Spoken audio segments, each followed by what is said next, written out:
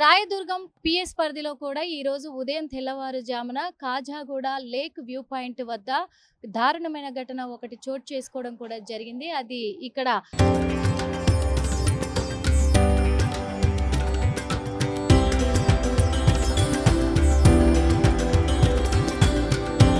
తరతరాలుగా తరగని స్వర్ణ బంధాలు మన మానిపల్లి జ్యువెలర్స్.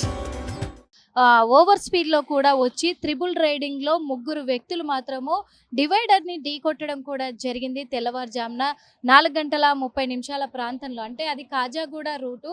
కాజాగూడ నుంచి ఇటు గచ్చిబౌలి వెళ్తారు. మరి ఆ కాజాగూడ నుంచి వచ్చే దారిలో కూడా మనం చూస్తూ ఉన్నాము. ఇక్కడ రైట్ సైడ్ తీసుకునే వేలో హై స్పీడ్లో వచ్చి ఇక్కడ మనకు మార్కులు కనబడతా ఉన్నాయి. హై స్పీడ్లో ఇలా రైట్ టర్న్ తీసుకొని ఇలా వచ్చే తరుణంలోనే అక్కడి నుంచి బైక్ అదుపు తప్పింది. వాస్తవంగా చెప్పాలి అంటే అక్కడి నుంచి బైక్ అదుపు తప్పడంతో కూడా మొత్తం రాసుకుపోయింది. మనకి క్లియర్గా కనిపిస్తూ ఉంది.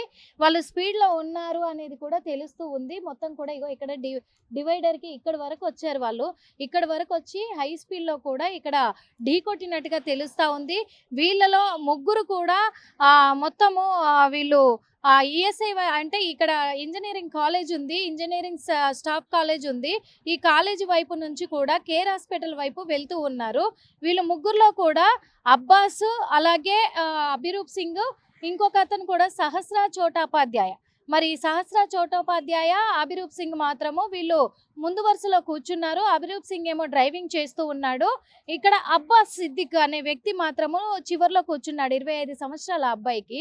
ఆ అబ్బాయి చివరిలో కూర్చున్నాడు. ఆ అబ్బాయి మాత్రము మరి ఇక్కడే ప్రాణాలు కోల్పోవడం కూడా జరిగింది ఆన్ స్పాట్లో. వెంటనే సమాచారం అందుకున్న పోలీసులు మాత్రం ఇక్కడికి చేరుకోవడం జరిగింది. రాయదుర్గం పోలీసులు మరి కేసు నమోదు చేసుకొని దర్యాప్తు కూడా కొనసాగిస్తూ ఉన్నారు. అదేవిధంగా ఈడ చాలా ఓవర్ స్పీడ్లో కూడా వస్తున్న సిచ్యువేషన్లు చూసాము. వీళ్ళంతా కూడా పశ్చిమ బెంగాల్కి సంబంధించిన వాళ్ళలాగా కూడా తెలుస్తూ ఉంది. పోలీసులు అయితే నిర్ధారణకు వచ్చారు. మనకు క్లియర్గా కూడా తెలుస్తూ ఉంది మనం ఆ టర్నింగ్లో ఎలా వస్తున్నారు అని చెప్పేసి. ఇప్పుడు ఇక్కడ కాలేజ్ ఉంది కదా, ఇంజనీరింగ్ స్టాఫ్ కాలేజ్. ఈ కాలేజీకి వెళ్ళే వాళ్ళు కూడా షార్ట్ కట్ వే అని చెప్పేసి రాంగ్ రూట్లో వెళ్తున్నారు. మనం విజువల్లో క్లియర్గా చూసాము. అదే కాకుండా మరి అట్నుంచి వచ్చే వాళ్ళు కూడా ఈడ టర్నింగ్ పాయింట్ ఉందని తెలిసి కూడా హై స్పీడ్లో వస్తున్నారు. అదే నేపథ్యంలో మరి వీళ్ళు కూడా హై స్పీడ్లో రావడంతో ఇక్కడ డివైడర్ని ఢీ కొట్టినట్టుగా తెలుస్తూ ఉంది. డివైడర్ని ఢీ కొట్టి ఈ చెట్టు స్పాట్లో ఇక్కడ ఎగిరి పడడం జరిగింది అబ్బాస్ సిద్దిక్. పాపము తను ఉదయమే తెల్లవారుజామునే పాపం నిద్రమత్తులో వచ్చి హై స్పీడ్లో ఉన్నారా అనేది తెలుస్తూ ఉంది. ఇక్కడే పడిపోవడం జరిగింది. ఇక్కడే ఆ రాయి అనేది తలకు గట్టిగా కొట్టుకోవడం వల్ల తను ఇక్కడికిక్కడే ప్రాణాలు కోల్పోయినట్టుగా కూడా తెలుస్తూ ఉంది మనకి క్లియర్గా కూడా.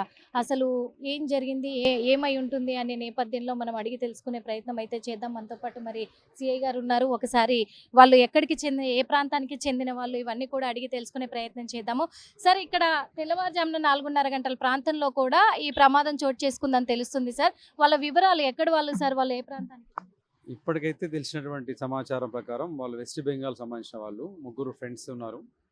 సో వాళ్ళు నైట్ పార్టీ చేసుకొని రిటర్న్ పోతున్న క్రమంలో అందరూ కూడా తాగేసి ఉన్నట్టు తెలిసింది. సో ఈ కరువు ఉంటుంది ఇక్కడ. ఈ కరువులో జనరల్ ఏంటంటే మ్యాండేటరీగా స్లోగా రావాలి. స్లో రాలేదు ఒకటి. రెండవది ఏంటంటే ఓవర్ స్పీడ్గా ఉండడము, ముగ్గురు వెహికల్ పైన రావడము. తర్వాత ముందు ఉన్నటువంటి పర్సన్ మాత్రమే హెల్మెట్ ధరించడం జరిగింది. వెనక ఉన్న వాళ్ళకి హెల్మెట్ లేదండి. సో ముందు హెల్మెట్, అదే మేము పదే చెప్తుంటాము, శిరస్త్రాణం అనేది కంపల్సరీగా ధరించండి, మీ ప్రాణాలను రక్షించుకోండి అని. సో అతను ఉన్నందుకు ఈరోజు బతికాడు. అదర్వైజ్ లేకపోతే అతనికి కూడా సీరియస్గా ఇంజూరీ అయ్యే అవకాశం ఉండేది. సో అది మిగతా వెనుకున్న వాళ్ళు పెట్టుకోకపోవడం వల్ల ఒకటి, ఓవర్ స్పీడ్గా రావడం రెండు, తాగి వాహనం పైన వెళ్ళడం మూడు, ఈ కారణం వల్ల ఈ ఇన్సిడెంట్ జరిగినట్టు ప్రాథమికంగా తెలిసింది. సో దీంట్లో డీటెయిల్గా ఏంటంటే మనం లాండ్రాడ పోలీస్ స్టేషన్ నుంచి విచారణ జరుగుతుంది. వాళ్ళ విషయంలో ఏ విషయాలు తెలుస్తుంది అనేది తదుపరిగా తెలుస్తుందండి. ట్రిపుల్ రైడింగ్ అని కూడా తెలుస్తుంది సార్. ముగ్గురు ఉన్నారు దానిపైన అంతే. ఎస్ మేడం, ముగ్గురు వెళ్తున్నారు. ముగ్గురు వెళ్ళేసేసి తాగినట్టు కూడా చెప్పాను కదా. సో అవన్నీ కూడా వయలేషన్స్ అన్నీ చేస్తూ, సో చేయడము పర్యావసనం మనం ఈరోజు గమనిస్తున్నాం ఇక్కడ. సో అందరి వాహనదారులందరూ కూడా విజ్ఞప్తి ఏంటంటే, ఏవైతే ట్రాఫిక్ రూల్స్ ఉన్నాయో అవి పోలీస్ వారి కొరకు, సిస్టమ్ కొరకు కాదు, మీ ప్రొటెక్షన్ కొరకు అనేది మీరు దృష్టిలో పెట్టుకొని వాటిని పాటించేసేసి ఏ, డ్రైవ్ చేయడం వల్ల మీ ప్రాణాలకే కాకుండా ఎదురుగా వస్తున్నటువంటి వాహనాలకు కూడా మీరు రక్షణ కల్పించిన వాళ్ళు అవుతుందని చెప్పేసి తెలియపరుస్తున్నాను. మిగతా ఇద్దరి పరిస్థితి ఎలా ఉంది సార్? ఏ హాస్పిటల్లో జాయిన్ చేశారు? ఆ, కేర్ హాస్పిటల్లో ఒక అతను ఉన్నారు. మిడిల్లో ఉన్న పర్సన్కి అంత సీరియస్ ఇంజురీస్ ఏమి లేవు. వెనక ఉన్నవాడికి అడ్మిట్ అయి ఉన్నారు. డాక్టర్స్ పర్యవేక్షణలో ఉన్నారు. ఇప్పుడైతే ట్రీట్మెంట్ అవుతున్నారండి. అంటే వాళ్ళ ఫ్యామిలీస్తో ఉంటున్నారా సార్ ఇక్కడ? ఇంకా డీటెయిల్స్ ఏం తెలియదు, ఎందుకంటే చాలామంది మైగ్రేటెడ్గా మన హైదరాబాద్కి వస్తుంటారు కాబట్టి ఇంకా వివరాలు తెలియాల్సి ఉందండి. ఇందాక కూడా చూసాం సార్, ఇక్కడ కాలేజ్ ఉంది. యాక్చువల్గా ఈ కాలేజీకి వెళ్ళాలి అనుకున్న వాళ్ళు అలా తిరిగి వస్తే లాంగ్ అవుతుందని షార్ట్ కట్లో రాంగ్ రూట్లో వెళ్తా ఉన్నారు. ఇంకొకటి ఇక్కడ టర్నింగ్ పాయింట్ ఉంది, ఓవర్ స్పీడ్లో కూడా చాలా మంది వస్తున్నారు. ఇలాంటి వాళ్ళకి ఏం చెప్తారు? సో దీని కొరకు ఏంటంటే ఎవరైతే రూల్స్ అతిక్రమించేసేసి అంటే రివర్స్ రావడం అంటే రాంగ్ డైరెక్షన్లో డ్రైవ్ చేసే వాళ్ళ పట్ల మా పై అధికారుల ఆదేశాల మేరకు కఠినమైన చర్యలే తీసుకుంటున్నాం. వారిపైన మోటార్ వెహికల్ యాక్ట్ సెక్షన్సే కాకుండా బిఎన్ఎస్ సెక్షన్, భారతీయ న్యాయ సంహితలో ఉన్న సెక్షన్స్ ప్రకారం కూడా వాళ్ళపైన క్రిమినల్ కేసెస్ ఫైల్ చేపిస్తున్నాము. సో చేసేసి ఫర్దర్గా ట్రయల్ కూడా ఫేస్ చేయాల్సినటువంటి ఆవశ్యకత ఉంది. లెఫ్ట్ టర్న్ అని, రైట్ టర్న్ అని, అట్లాగే రంబుల్ స్టెప్స్ కూడా వేయడం జరిగింది. సో అవి వేశారంటే నా కొరకు కాదు అనే ధోరణితో డ్రైవ్ చేస్తున్నారు. అక్కడ ఫెయిర్ రోడ్ ఉన్నప్పుడు ఏదైనా రంబుల్ స్టెప్ వేసిందంటే నేను తప్పనిసరిగా వేగాన్ని నియంత్రించాలనే విషయం మనసులో మైండ్లో దృష్టిలో పెట్టుకొని కొంత వేగాన్ని తగ్గించేస్తే డెఫినెట్గా వెహికల్ కంట్రోల్ అవుతుంది.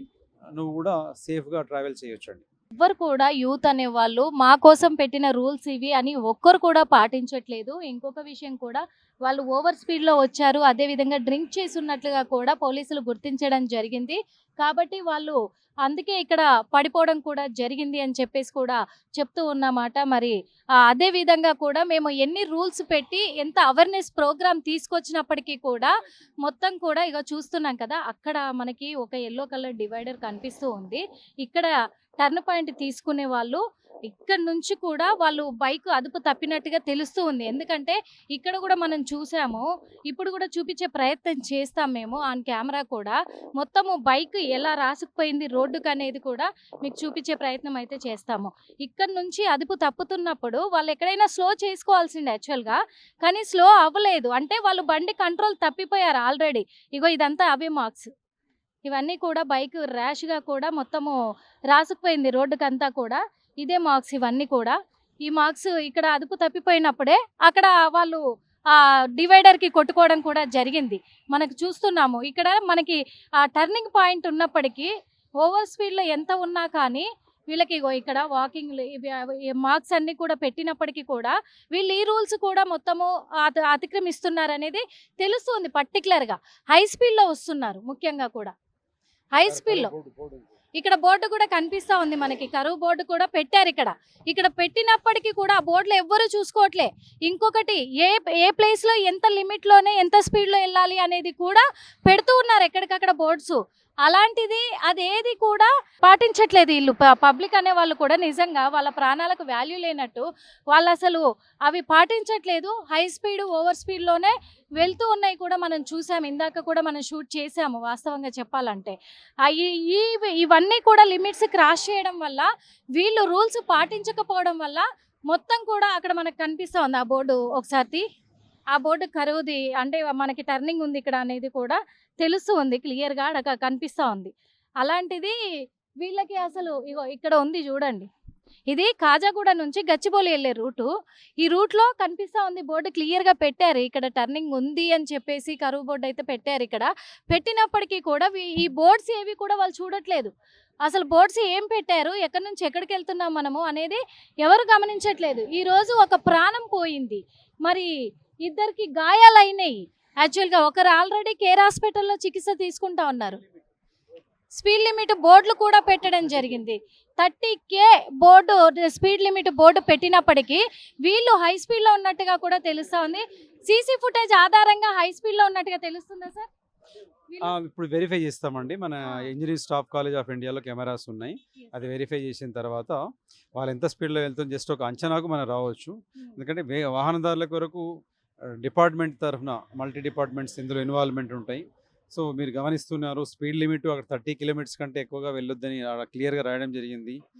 రైట్ కర్వ్ ఉందని కూడా ఇక్కడ బోర్డు మీరు గమనిస్తున్నారు. అయినప్పుడు ముందు రంబుల్ స్టెప్స్ కూడా గతంలో ఇన్సిడెంట్ బేస్ చేసుకొని రంబుల్ స్టెప్స్ కూడా అక్కడ మేము వేయించడం జరిగింది. అయినప్పటికీ వాహనదారులు ఎవరైతే నార్మల్గా రూల్స్ పాటించే వాళ్ళ పట్ల ఇబ్బంది ఏమి లేదు. సో నిన్న ఇన్సిడెంట్ మాత్రం క్లియర్ కట్గా వాళ్ళ మిస్టేక్ అన్నట్టు మనకు కనిపిస్తుంది. అందులో తెల్లవారుజామున కాబట్టి చాలా మంది కూడా అసలు ట్రాఫిక్ ఉండదు, ఎంత స్పీడ్ అయినా వెళ్ళొచ్చు అనేది ఒక నిర్లక్ష్యపు ఆ, ధోరణి కనిపిస్తా ఉంది చాలా మందిలో కూడా. ఎగ్జాక్ట్లీ అండి, అందుకనే మన సైన్ బోర్డ్స్ పెట్టడం కూడా ఉద్దేశం. వాడి మైండ్లో ఏం ఉన్నా కూడా రోడ్డు పైన వెళ్ళేటప్పుడు observe, right line left observe చేస్తూ నిన్ను ఏ విధంగా ట్రావెల్ చేయాలనేది అక్కడ ఇండికేట్ చేస్తుంది. సో దాన్ని గమనించకుండా మనం డ్రైవ్ చేస్తే ఇలాంటి పర్యావసనాలకు గురి కావాల్సి ఉంటుందండి. మనం చూస్తున్నాం ఇక్కడే లేక్ పాయింట్, ఇదంతా లేక్ వ్యూ పాయింట్. ఇదంతా ఈ వ్యూ పాయింట్ని సాయంత్రం అయితే ఇక్కడ ఫుల్ పబ్లిక్ ఉంటారు. అదంతా కూడా గమనించుకోకుండా ఓవర్ స్పీడ్లో ఇక్కడ వస్తూ ఉన్నారు. కానీ పోలీసులు మాత్రము మేము ఖచ్చితంగా చర్యలు చేపడతాము, ఇలా నిర్లక్ష్యపు ధోరణితో బైకులు నడుపుతున్న వాళ్ళ పట్ల ఖచ్చితంగా యాక్షన్ తీసుకుంటాము అని చెప్తూ ఉన్నారు.